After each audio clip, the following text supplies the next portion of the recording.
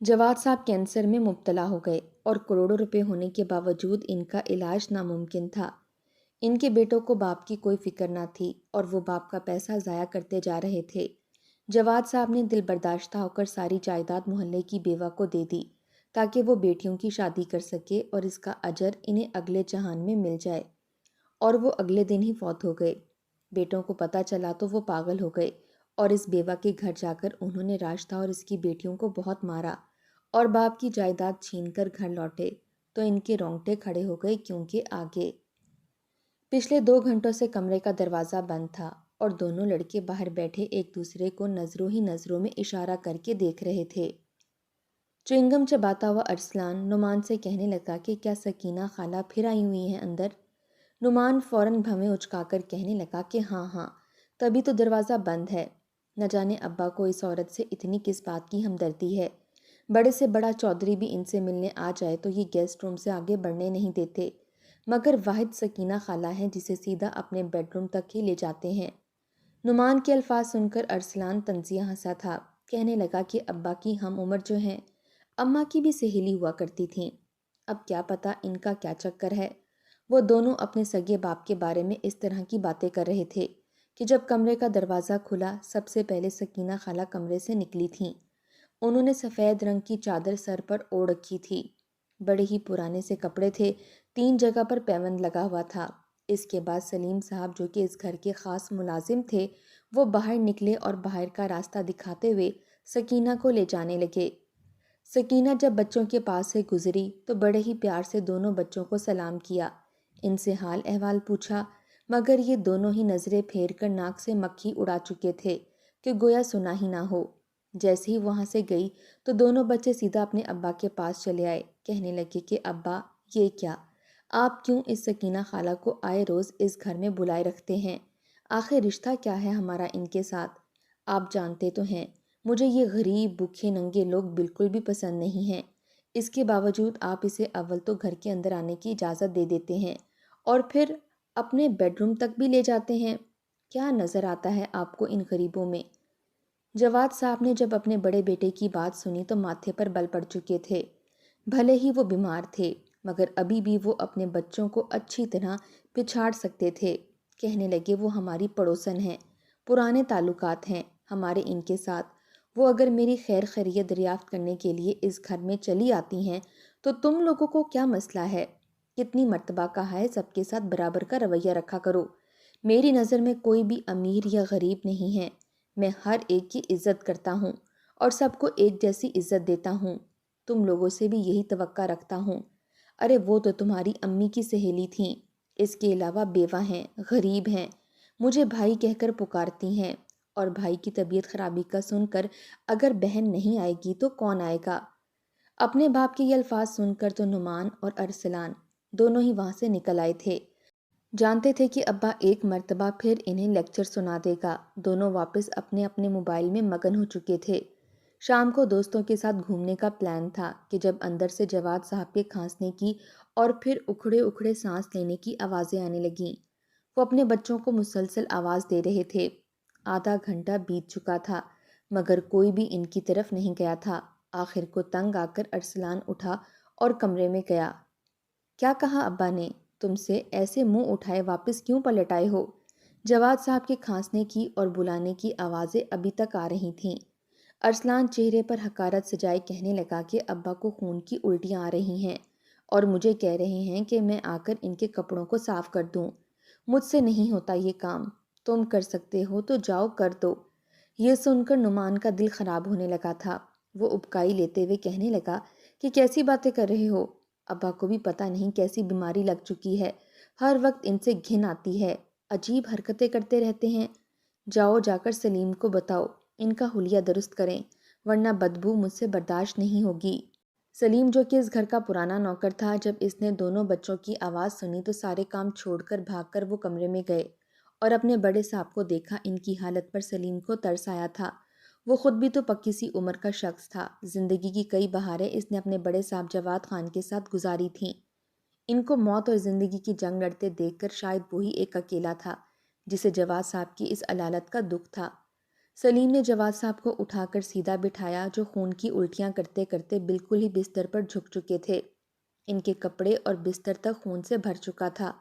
سلیم نے سیدھا بٹھا کر اپنے ہی کندھے پر رکھے ہوئے رومال سے ان کے چہرے کو صاف کیا۔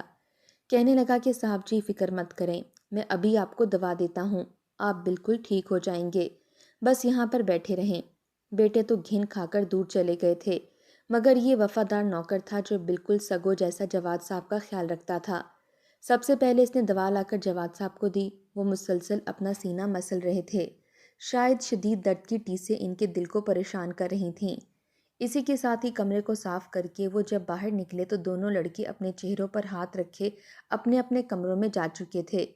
سلیم تو گہری سانس خارج کر کے رہ چکا تھا، دل ہی دل میں یہی دعا کرنے لگا کہ میرے مالک ان دونوں لڑکوں کو ہدایت دے، کیسے ناشکرے بچے ہیں، اپنے باپ کی حالت دیکھ کر بجائے ان کے ساتھ وقت گزارنے کے، ان کی خدمت کر کے جنت کمانے کے، الٹا ان سے دور بھاگ رہے ہیں۔ خدا ایسی اولاد تو کسی دشمن کو بھی نہ دے۔ جواد صاحب کے 2 ہی بیٹے تھے، دونوں ہی انہیں جان سے بڑھ کر عزیز تھے۔ ان کا شمار اس شہر کے امیر ترین لوگوں میں ہوتا تھا، مگر کینسر جیسی موذی بیماری میں مبتلا تھے۔ جب تک اس بیماری کا علم ہوا بہت دیر ہو چکی تھی۔ کینسر کی جڑیں ان کے پورے جسم میں پھیل چکی تھیں، اب ان کا علاج ناممکن تھا۔ کروڑوں اربوں روپے کے مالک تھے، کئی ڈاکٹروں سے مشورہ کیا، امریکہ تک گئے، مگر ہر ڈاکٹر کا یہی کہنا تھا کہ اب آپ کا کوئی علاج بھی ممکن نہیں ہے، اب تو بس دعاؤں کا سہارا ہے۔ اچھا کھائیں پئیں، اپنی صحت کا خیال رکھیں، زیادہ سے زیادہ پرہیز کریں، جب تک آپ کی سانسیں باقی ہیں آپ زیادہ سے زیادہ خوش رہیں۔ یہ سن کر تو جیسے جواد صاحب کا دل ٹوٹ سا گیا تھا۔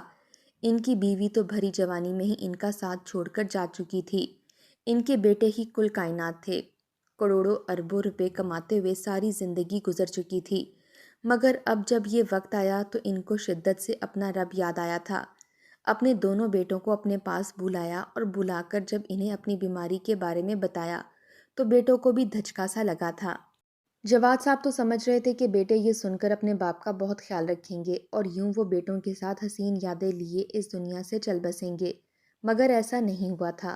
2-3 دن تک تو بیٹوں نے اپنے باپ کی خوب خدمت کی، مگر جب طبیعت خراب ہونے کی وجہ سے کبھی ناک اور کبھی منہ سے خون آنے لگتا یا وہ درد سے کرہانے لگتے، آدھی آدھی رات کو بھی بچوں کو اپنے پاس بلانے لگے، تو بیٹے خود بخود ہی اپنے باپ سے دور ہونے لگے تھے۔ صرف ان کا ایک وفادار نوکر سلیم ہی تھا جو ان کی مکمل دیکھ بھال کیا کرتا تھا۔ بیٹے تو بھول ہی چکے تھے کہ گھر میں ایک بیمار باپ بھی موجود ہے۔ ایک روز دونوں بھائی بیٹھے آپس میں بات کرنے لگے کہ ابا کے جانے کے بعد یہ ساری جائیداد ہم دونوں کی ہوگی۔ سوچو ذرا، کروڑوں اربوں کی جائیداد کے مالک ہم دونوں ہوں گے، خوب عیاشیاں کریں گے سارے ملکوں میں، جو دل میں آیا کریں گے، ہم پر کوئی روک ٹوک کرنے والا نہیں ہوگا، نہ ہی ابا کے لیکچر سننا پڑیں گے، بلکہ ہم اپنی مرضی کے مالک خود ہوں گے۔ دونوں بھائی یہ سوچ سوچ کر خوشی سے نہال ہو رہے تھے کہ جب جواد صاحب نے سلیم کے ہاتھوں ان دونوں کو بلایا۔ سلیم کمرے میں داخل ہونے سے پہلے ان دونوں کی باتیں سن چکا تھا۔ پہلے تو دونوں نے انکار کیا کہ ہم مصروف ہیں، ابھی نہیں آ سکتے، مگر جب سلیم نے بتایا کہ وہ جائیداد کے بارے میں کوئی بات کرنا چاہتے ہیں تو دونوں دوڑ کر کمرے میں پہنچے تھے۔ ابا کے پاس بیٹھ کر ان کے چہرے پر نظر جمائے انتظار کرنے لگے کہ ابا کب یہ بات کریں گے۔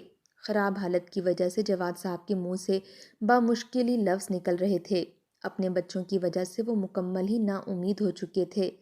کہنے لگے کہ میں چاہتا ہوں کہ میرے بعد تم لوگ میری دولت کو بے جا خرچ نہ کرو، بلکہ اس بزنس کو مزید آسمان کی بلندیوں تک پہنچاؤ۔ جو لنگر خانے میں نے کھول رکھے ہیں وہاں پر یوں ہی غریبوں کو کھانے تقسیم کرتے رہنا، اور اسی طرح ہی جن جن غریب خاندانوں کی کفالت کی ذمہ داری میں نے لے رکھی ہے ان کے ہاں یوں ہی ماہانہ راشن اور پیسے بھجواتے رہنا، اور اپنے بچوں کو اس بارے میں تمام تر تفصیلات سے آگاہ کر رہے تھے، جبکہ دونوں ہی بڑی بے دلی سے یہ باتیں سن رہے تھے۔ ان کے مطلب کی بات تو کہیں نہیں گئی تھی۔ دونوں غصے سے اپنے کمرے میں پہنچے۔ چھوٹا نعمان ارسلان سے کہنے لگا کہ کب جان چھوٹے گی اس بڈھے سے، کسی کام کاج کا تو رہا نہیں، بلا وجہ ہی زندگی اجیرن کر رکھی ہے اس نے، جب صحیح سلامت ہٹا کٹا ہوتا تھا تب بھی یہاں پر حکم چلاتا تھا، بچوں کی طرح ہم پر وہ پابندیاں لگتی تھیں کہ 8 بجے سے پہلے گھر واپس آ جانا ورنہ اچھا نہیں ہوگا۔ اگر کہیں دوستوں کے ساتھ گھومنے پھرنے کا پلان بنتا تو بھی دوستوں کے سامنے بے عزت کر دیا کرتے تھے کہ کہیں نہیں جانا، حالات خراب ہیں۔ اگر کبھی دوستوں کو 5 اسٹار ہوٹل میں ٹریٹ دے دی تو بھی لیکچر دیتے تھے کہ فضول خرچی مت کیا کرو۔ ایک ایک چیز پر انہوں نے نظر گاڑ رکھی تھی، اور اب جب بستر مرگ پر ہیں تو مر ہی نہیں رہے۔ مریں گے تو ہماری زندگیوں میں سکون لوٹے گا۔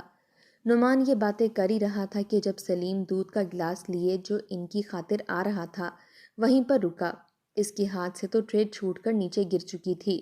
غصے سے سرخ ہوتا وہ آگے بڑھا اور نعمان کے منہ پر زناٹے دار تھپڑ مار چکا تھا۔ بھلے ہی نوکر تھا مگر عمر میں بڑا تھا۔ نعمان کو مارا اور کہنے لگا کہ کیسی بدبخت اولاد ہو تم، تمہارے باپ نے تم لوگوں کی آرام و آسائش کے لیے دن رات ایک کر دیے۔ ارے یہ سب کچھ تمہارے باپ نے تم لوگوں کے لیے ہی کمایا ہے۔ جواد صاحب تو تم لوگوں پر جان چھڑکتے ہیں، ان کی حالت یہ ہے پھر بھی تم لوگوں کے بارے میں سوچ رہے ہیں، اور تم لوگ اپنے باپ کو ہی مرنے کی دعائیں دے رہے ہو۔ یہ مت بھولو یہ ساری بہاریں جو تم لوگوں کے پاس ہیں صرف اور صرف تمہارے باپ کی دی ہوئی ہیں۔ نعمان تو غصے سے لال پیلا ہوا تھا۔ ارسلان بھی ایک نوکر کی جرأت پر حیران تھا۔ جانتا تھا کہ یہ ابا کا خاص ملازم ہے مگر یوں مالک پر ہی ہاتھ اٹھا دے گا یہ تو ان کے وہم و گمان میں بھی نہیں تھا۔ غصے سے نعمان نے اگلے ہی پل سلیم کا گریبان پکڑ لیا اور پھر گریبان سے ہاتھ سیدھے سلیم کی گردن پر گئے تھے۔ یک کے بعد دیگرے کئی تھپڑ وہ سلیم کے منہ پر مار چکا تھا۔ بزرگ کی داڑھی اب سرخ ہو چکی تھی، ناک سے خون بہہ آیا تھا۔ وہ بے یقینی سے اپنے سامنے کھڑے 20 سالہ نعمان کو دیکھ رہے تھے۔ اس نے تو سلیم کی عمر کا بھی لحاظ نہیں کیا تھا۔ باپ کی جگہ تھا سلیم، ان کا بھلے ہی ملازم تھا مگر ان لوگوں نے ذرا بھی لحاظ کیے بغیر سلیم کو مارا تھا۔ مار کر کہنے لگے، بڈھے 2 ٹکے کے ملازم، تیری اتنی اوقات جو تو ہم پر ہاتھ اٹھائے گا؟ ارے تجھے تو اس گھر میں رہنا ہی نہیں چاہیے۔ تیرے ان ہاتھوں کو کاٹ کر اپنے پالتو کتوں کو کھلاؤں جن ہاتھوں سے تو نے مجھے مارا۔ یہ سب سن کر سلیم کی آنکھوں میں آنسو آئے تھے۔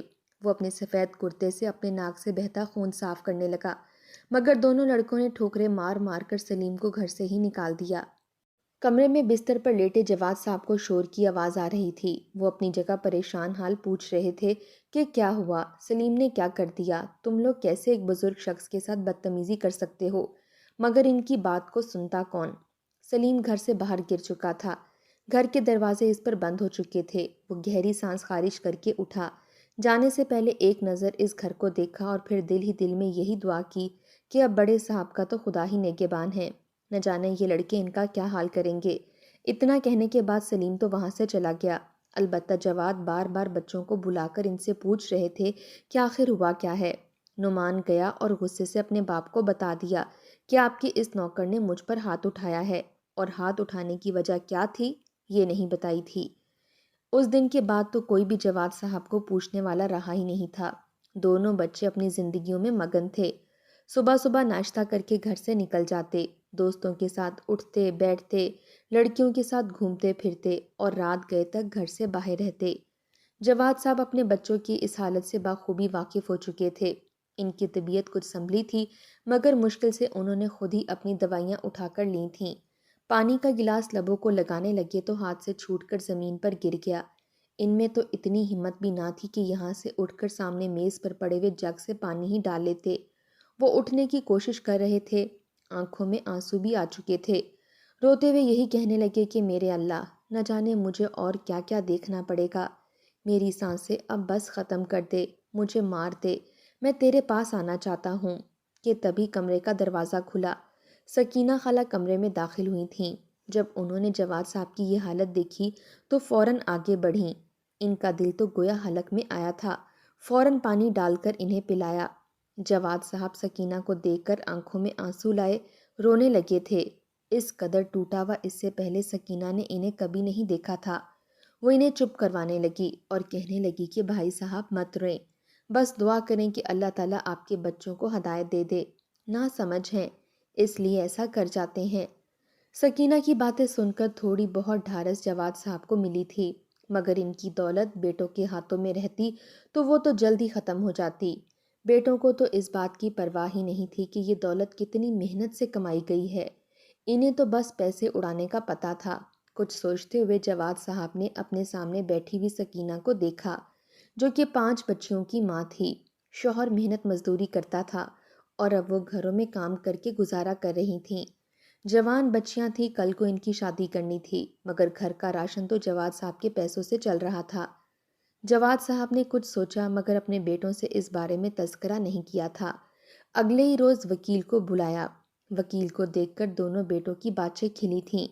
یہی سوچنے لگے کہ اب ہمارے نام زمینیں اور فیکٹریاں کریں گے۔ انہوں نے وکیل سے بھی پوچھنے کی کوشش کی کہ ابا نے آپ کو کیا کہا، مگر وکیل نے بتانے سے انکار کر دیا۔ اپنی ساری جائیداد سوائے اس گھر کے سب کچھ جواد صاحب نے سکینہ کے نام کر دیا تھا۔ اگلے روز وصیت کی سنوائی ہونی تھی۔ ارسلان اور نعمان بہت خوش تھے۔ ابا کے دائیں بائیں بیٹھے تھے۔ وکیل بھی وہاں موجود تھا کہ وصیت سنائی جائے گی، مگر جواد صاحب نے گلا کھنکار کر اپنے گھر میں کام کرنے والی ملازمہ سے کہا کہ جاؤ میرے مہمانوں کو بلا کر لاؤ۔ ارسلان اور نعمان تو ایک دوسرے کا چہرہ دیکھنے لگے تھے۔ آخر اس موقع پر کون سے مہمان یہاں پر آنے والے تھے؟ شاید کچھ گواہ ہوں۔ بہرحال جب کمرے کا دروازہ کھلا اور جو لوگ اندر داخل ہوئے وہ دیکھ کر دونوں لڑکوں کی آنکھیں پھٹی کی پھٹی رہ گئی تھیں۔ سامنے سلیم تھا جو اس کمرے میں داخل ہوا تھا اور جواد صاحب سے ملنے کے بعد سامنے کرسی پر بیٹھ چکا تھا۔ پھر ملازمہ سکینہ کو بھی کمرے میں لے آئی تھی جو سامنے صوفے پر بیٹھ چکی تھی۔ ارسلان اور نعمان کے تو غصے کی کوئی انتہا نہیں تھی۔ سب کے سامنے کہنے لگے کہ جائیداد ہماری ہے، وصیت ابا کی ہے، یہ لوگ یہاں پر کیا کر رہے ہیں؟ جواد صاحب نے کوئی جواب نہیں دیا۔ جب وکیل نے وصیت سنائی کہ فلاں زمین اور دکانیں سلیم صاحب کے نام ہیں اور اس کے علاوہ باقی کی تمام جائیداد سکینہ کے نام ہے، تو دونوں کے کان میں تو گویا کسی نے سیسا ڈال دیا تھا۔ کتنی دیر تو کچھ بول نہ پائے۔ آخر میں وکیل نے بتایا کہ یہ گھر صرف اور صرف تم دونوں بھائیوں کی ملکیت ہے۔ وکیل وہاں سے جا چکا تھا۔ سلیم اور سکینہ بھی جواد صاحب کا شکریہ ادا کرتے ہوئے وہاں سے جا چکے تھے، مگر دونوں بیٹے تو غصے سے پھٹ پڑے تھے۔ کہنے لگے کہ ہم آپ کی سگی اولاد تھے یا ہمیں کسی کچرے سے اٹھا کر لائے تھے آپ؟ یہ ہماری جائیداد تھی، کروڑوں روپے کی جائیداد آپ نے نوکروں میں تقسیم کر دی۔ ارے سکینہ کیا لگتی ہے آپ کی؟ سلیم نوکر تھا آپ کا اور بیٹوں کو صرف یہ گھر دیا۔ جواد نے گہری سانس خارج کی اور کہنے لگا جن لوگوں نے میرے ساتھ آخری وقت میں وفا کی، اس دولت کے حقدار بھی صرف وہی لوگ ہیں۔ تم لوگ اپنے دوستوں کے ساتھ جاؤ اور عیش کرو، میرا تم لوگوں سے کوئی تعلق نہیں ہے۔ دونوں بیٹوں کا بس نہیں چل رہا تھا کہ اپنے باپ کو ہی مار دیتے۔ اس رات جواد صاحب کی طبیعت بہت خراب ہوئی۔ پانی تک کے لیے وہ بلاتے رہے مگر کسی نے گھونٹ پانی بھی انہیں نہیں پلایا تھا۔ ان کی موت واقع ہو چکی تھی۔ دونوں لڑکوں نے جب اپنے باپ کو مرا ہوا دیکھا تو ایک آنسو بھی ان کی آنکھ سے نہیں نکلا تھا۔ البتہ بدلے کی آگ تھی۔ باپ کو دفن کیا اور پھر اسی رات دن ڈھلتے ہی سیدھا سکینہ کے گھر گئے تھے۔ سکینہ کی جوان جہاں بچیاں صحن میں بیٹھی جواد صاحب کی ہی باتیں کر رہی تھیں، جو بیٹھے بٹھائے انہیں کروڑوں کا مالک بنا گئے تھے۔ وہ تو ان کی شکر گزار تھیں، احسان مند تھیں کہ جب دونوں لڑکے گھر داخل ہوئے اور گھر داخل ہوتے ہی سامان کی توڑ پھوڑ شروع کر دی۔ صرف اتنا ہی نہیں، ان بچیوں کو اور سکینہ کو تشدد کا نشانہ بنانے لگے، مار کر کہنے لگے کہ ساری جائیداد کے کاغذات ہمارے حوالے کر دو، خود بیان دو گی کہ یہ جائیداد جواد صاحب نے ہذیانی میں تمہارے نام کی تھی، اس کے اصل حقدار ہم دونوں ان کے بیٹے ہیں، سمجھی، ورنہ تمہاری بیٹیوں کی عزت کو بھرے بازار میں نیلام کر دیں گے۔ سمینہ تو کانپ چکی تھی، رونے لگی، اسی پل گئی اور سارے کاغذات لا کر ان کو دے دیے۔ وہ تو ماں اور بیٹیوں کو گالیاں دیتے واپس آ چکے تھے، خوش تھے کہ یہ جائیداد ہماری ہے، مگر اس کے باوجود پورے محلے میں یہ بات پھیل گئی کہ رات کو جواد کے بیٹوں نے سکینہ کی بچیوں کو داغدار کر دیا ہے، ان کے ساتھ بدکاری کی ہے۔ سکینہ اپنی بچیوں کو لے کر وہ محلہ ہی چھوڑ کر چلی گئی، جبکہ وہ لڑکے ساری جائیداد پا کر خوش تھے۔ سلیم کے گھر بھی راتوں رات ڈاکو گئے، سلیم کو مار کر گھر سے کاغذات لے کر فرار ہو گئے۔ یہ ڈاکو بھی ارسلان اور نعمان کے ہی بھیجے ہوئے تھے۔ اپنی ساری جائیداد وہ لے چکے تھے، خوش تھے کہ اب ان کی عیاشی کے دن شروع ہو چکے ہیں، لیکن کب تک؟ نہ ہی انہیں فیکٹری چلانے کا پتہ تھا، نہ ہی لوگوں پر نظر رکھنے کا۔ کئی ممالک کی سیر کی، دوستوں میں عیاشیاں کی، دل کھول کر پیسے اڑائے۔ سال کے اندر اندر دونوں بھائی کنگال ہونے لگے تھے، پیسوں کی کمی آنے لگی تھی، جو بھی زمینیں تھیں سب کچھ بیچ دیا، فیکٹریاں بیچ دیں۔ وہ جو ایک فیکٹری بچی تھی اس کی بھی حالت خراب چل رہی تھی۔ آخر وہ وقت بھی آیا جب دشمنوں نے چال چلی اور فیکٹری بالکل ہی بند ہو گئی۔ الٹا وہ کروڑوں کے مقروض ہو گئے۔ دونوں کے پاس سوائے اس گھر کے اور کچھ بھی نہیں بچا تھا جسے بیچ کر انہوں نے قرضہ اتارا تھا، اور خود در در کی ٹھوکریں کھانے پر مجبور ہو چکے تھے۔ حالت یہ ہو چکی تھی کہ دونوں ایک دوسرے کے ہی خون کے پیاسے ہو گئے، ایک دوسرے کو مارنے تک جا سکتے تھے۔ اب انہیں پچھتاوا ہو رہا تھا سب کچھ گنوا کر، نہ صرف باپ کو اس نوبت پر پہنچایا بلکہ ناراضگی کی حالت میں وہ دنیا سے چلے گئے، بلکہ بیوہ اور یتیم لڑکیوں پر تشدد کیا، ظلم کیا، عزت کی دھجیاں اڑائیں۔ اور سلیم چاچا، ان کے قتل سے دونوں کے ہاتھ رنگے تھے۔ نہ جانے کتنی آہیں ان کے سر پر تھیں۔